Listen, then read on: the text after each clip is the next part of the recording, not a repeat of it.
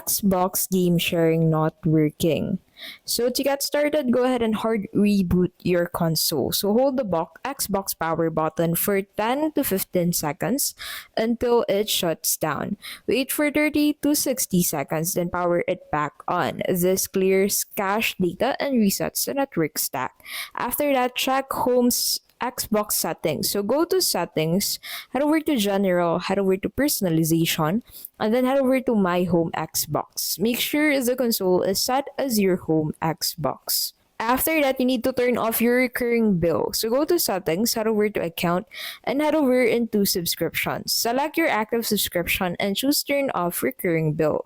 Restart your console. And after that, you need to update your payment method. So go to settings, head over to account, and head over to payment and billing.